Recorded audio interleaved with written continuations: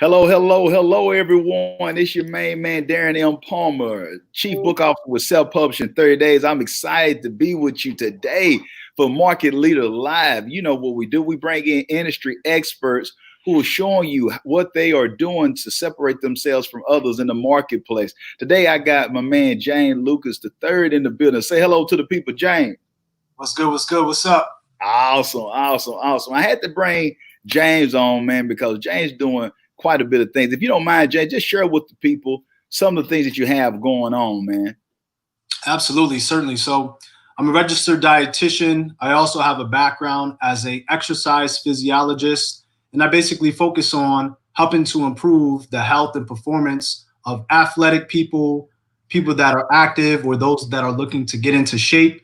I also work with the healthcare system to help optimize patient outcomes by utilizing nutrition interventions. Awesome, man. I really appreciate you sharing, James. So let's look at this a little bit deeper. Share with the people because, I know you personally or whatnot, but you're a brilliant guy. So what led you on the journey far as, nutrition, dietitian, the whole nine? Kind of let's go back a little bit because people might see you now, they see you fly, they see the things that you're doing, but let's go a little bit back. Why did you go this route? Sure, no problem. So yeah, essentially in high school, I, was an athlete. I played sports. So football, basketball, track. I was very athletic, very involved. And I was always curious as far as how I could keep maximizing my performance to be the best potential athlete. And I started to get interested in nutrition. I would look at the nutrition facts of the cereal. Like when I was getting up for morning time, getting ready for school, I'd be looking at the cereal box, like, what is in this stuff? I didn't even know what nutrition was really, but it was something that was just internally stimulated. So once I got to college, taking a few courses here and there, I came across a basic nutrition class, and I started out in kinesiology, the study of the body's movement, right? And I took this basic nutrition class, and it was like amazing. I was inviting my friend to my class, like, yo, you got to check this stuff out. It was extremely interesting to me, right? And I kind of found my way, through that coursework and found out about nutrition and got into the nutrition program. And I knew that I wanted to stay involved with sports in some way. And I actually heard a voice when I was in the 8th grade. I looked in the sky once. I thought I was going to make it to the NFL. Once I came to the actualization that I wasn't going to make it to the NFL, I still have that same motivation today to work with athletes and to work with other individuals in another way. I'm vicariously living through other people by empowering them through nutrition. But I originally discovered it in college, went through the coursework, and worked a various number of jobs to get to where I am today. I love that. And I just want the audience to be able to pick up on something that James shared with us. It's the understanding that it's nothing wrong, being able to self-assess yourself and realize that, okay, hey, I need to make a pivot. And especially at the recording of this during COVID-19, I want those out there who realize like, hey, it might look like that you're starting over or you didn't hit reset. Hopefully in certain areas you need to hit reset, that you took advantage of that opportunity or a sabbatical. But I want you to understand the importance that it's not the end. James still has success even if he's not playing for an NFL team. He's still leveraging his talents and his gifts to be beneficial to others or whatnot and still be passionate about the things that he loves. So keep that in mind when you're looking at challenges or obstacles. It could be the best thing that could actually happen to you or whatnot. And so, James, let's go a little bit further, man. I want to talk about what most market leaders have. You have chosen to stay hungry. And what I mean by that is, you have a successful career. You are an author, man. I mean, you got your own business. And while still maintaining your own personal life. So what allows for you to stay hungry? Because most people would have said, you know what, man, I'm good. I got my degrees. I got a good position. What allows for you to keep fighting for that extra inch, man, to go to another level for us, divesting yourself into other areas? Absolutely. I think it all comes down to, your foundation, your thoughts and your beliefs, and having a catalyst to catapult you towards your vision. We can be complacent with our day-to-day jobs, fulfilling the command of someone else that had a larger vision, which isn't necessarily wrong. If that's what you feel most comfortable with, then by all means you should do everything possible to optimize in that state.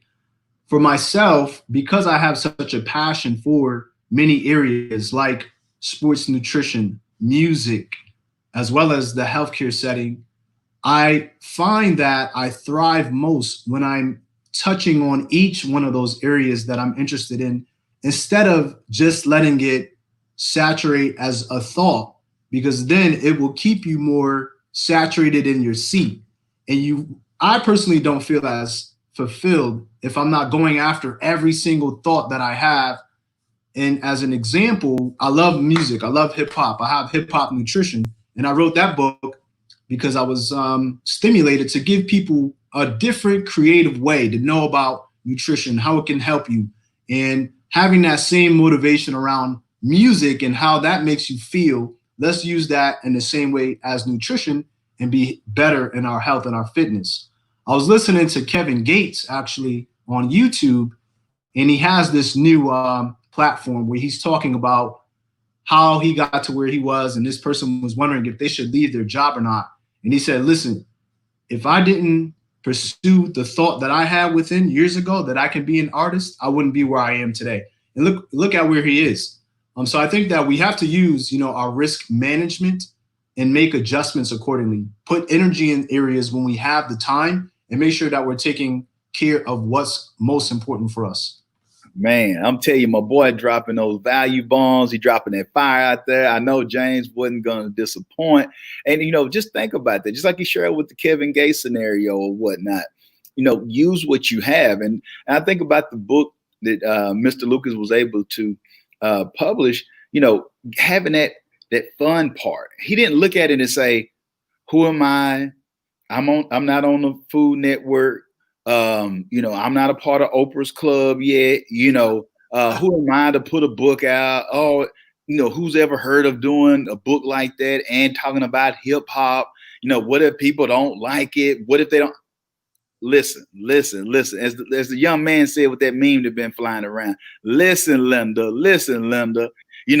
It's the importance of knowing, do you, if the idea is there, do you. Now, whether it's James and his book or if it's Kevin Gates and his situation for as his music, Kevin Gates isn't everybody type of flavor or style, but he didn't allow for that, not to allow for him to embark on his journey to be an artist. And look how that has paid huge dividends or whatnot. Even his wife or his girl did with, look at her sticking and staying down with him as well. Because do you know how many people that did look around like, oh, okay, you're an artist, huh? Oh, okay, where everybody roll their eyes and whatnot, like basically like get a real job, the whole nine. She was able to stick it out too. So I mean, you create that right vibration or whatnot, you attract the right people to you when you're moving forward. And I also want to bring up one more point that I heard from Mr. Lucas too, is what has stuck with me was him knowing I'm not going to allow, he doesn't forfeit ideas. He doesn't forfeit what he's thinking. So many people keep suppressing what they're thinking instead of moving upon that thought to the next step. He didn't have everything figured out to do a book. He didn't have everything to figure out on how to do a cover. He didn't have everything figured out in his career or his life, but he took the necessary steps. And guess what? Other doors open because of that. And speaking of that, if you don't mind, let's go a little bit deeper, Mr. Lucas, on how Sure. you've been able to maintain with the different things that you have. So let's take us through the thought process of how you choose to move forward with an idea. Because like you said, you want to be able to properly have risk management, so to speak, on what you're doing. So if you have an aha moment, what are some of the next steps or some of the things that you do to move forward when you have time on those ideas? Absolutely. I think one, you have to write it down, do research on your area of interest, and then it's important to consult with others that may already be in that segment or have your accountability partners to draw ideas from. people that are of similar thinking to yourself, where you're forward thinking, not people that are going to be Debbie Downers or people that may have negative energy. So you want to have those components, write it down, do your research, and have the right team members around you to encourage you to move forward on that idea. Of course, you have to put in some of the parameters as far as what is the financial investment towards this. And when I say financial investment, I'm talking about, yes, the physical dollar, but also the investment from a time perspective as well. And you have to see if it's worthwhile in relation to everything else. And you might not be able to spend all of your time or spend all of your money on that project at once, because it might cost $100,000, for example, or it might take 2 years to build. But what's important is that you chime away at it, put a penny into it every day, put an hour into it every day, so that eventually you're creating that empire, that vision, and that foundation that you started with. And you'll realize that it will prosper as you've put those components in place. And when I talk about prosperity, it may not always mean that you've gotten a lot of money from it. It could mean that you've helped a lot of people. You've learned more. You're more of an asset to society. Ooh, man. That's like Campbell soup, man. That's good what you just shared there, man. I want y'all to think about that last point that he just shared, that importance of knowing what is your mindset. Are you just thinking dollar for dollar? Because I'm telling you, it's like the old school Zig Ziglar would say, if you help enough people get what they want in life, you'll get everything that you want in life. But let's look at it a little bit deeper. If you're thinking like, man, I put $1,000 down, I didn't get $2,000 back. It was a loss. But what if it opened the door to get you in front of the right person now that you can learn from, or that see some value in you, that you're investing in yourself, and they're willing to pour into you because you've already took the initial steps to better yourself? What is it, the opportunity for us separating yourself from your peers or your colleagues? Now, all of a sudden, HR or your management or whoever you're working for, if you're working, or even if you're an entrepreneur, but I'm looking for those who are entrepreneurs or whatnot, or working in companies, how you're looked at of value, because HR wants to brag that they got people who are doing something outside of the 9 to 5. That looks good on the company, showing these are the talents that we're bringing in and whatnot, because we believe in building this organization. So I've even seen it the same way, James, where a young lady created some content. She already had a full-time job, but she was tired of doing the coaching, and it ended up coming up where it wasn't like she sold 1 million books or nothing yet. But at the same time, they actually created a position for that university because of the book she wrote. Like, she's not Brene Brown or nobody, but she wrote a book that wasn't even published yet. She just had some copies, author copies she had available that she gave to some people because she was ready to get out of coaching on that end from recruiting. They created a position on the campus that didn't even exist. She applied for one position, they didn't give it to her. They read the book and created a position. Wow. Were her doing the stuff that she had in this book. So I just want to use those as some real life examples, because I know sometimes we can get lost in the sauce and start thinking about, you got to be Steve Harvey or Michelle Obama, or you got to be Brene Brown. You know, you start getting, you overthink the process. And I thank you, James, for sharing that or whatnot on the understanding of investing in yourself and just taking those inches. Making sure that you master the mundane, what I like to say. And James, for us having the right mindset of this, what keeps you focused, man? I want to know that, what keeps you focused, or who inspires James Lucas? Certainly. To answer the first component, what keeps me focused, I believe that it's more around the thought of I can't fail. That is a ever prevalent thought in my mind. And yeah, we might not get exactly where we want to be on a day-to-day, but you're continually looking to improve. So by working out, that helps me stay focused, gives me mental clarity. And just having those goals that you've written out, at the beginning of the year that you're refining on a daily basis, it just feels good to have those accomplishments. So I'm always putting the blinders on to try to accomplish a specific goal. As far as who motivates me or encourages me, generally speaking, I think I'm really a self-motivator, and I want to succeed so that I can let others come along with me. So that's also a thought that comes up, in mind. It's like, started from the bottom, now we're here. You want your friends, your family to be able to enjoy the fruits of your labor as well. So it's just really self motivation, because I want to be the best I can be, and I want to thrive upon the gifts that God has blessed me with. Man, you see why I had to have my guy on. And I want to talk about this, and James, you'll be able to chime in, but I want those to listen to me. You got to have the right people in your life. And I don't mean that I'm not knocking this or whatnot, but I don't mean that you're going to be able to play dominoes with them every day, or cards, or you're going to be able to go to the local gym with each other every day, or go out to eat all the time.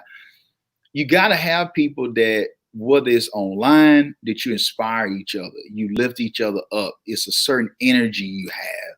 You might not be at each other's homes all the time or whatnot, but you can still contribute and add value to a person. And so, following James, he's an inspiration or whatnot. And James is a self-starter, but I see him looking at some stuff with Mike Tyson or whatnot. But if you got the right people, if you have the right people in your life, it allows for you to rise up too, because you learn it from them. You don't know everything. I was able to get onto a webinar that James did, I think it was a couple of weeks ago, and was able to pick up on so much knowledge on it and whatnot. But I'm just saying, but if James wasn't in my circle, I would have forfeited the opportunity to learn those things that I did not know. Or if I would have been all about Darren, just thinking that it's all about me and I know everything, I wouldn't even went to the webinar. And so I just think when you are a ravenous learner or whatnot, and you understand the value of connection and having the right people who are genuine, who self-starters. So, it's kind of hard to be around James and then you're a loser.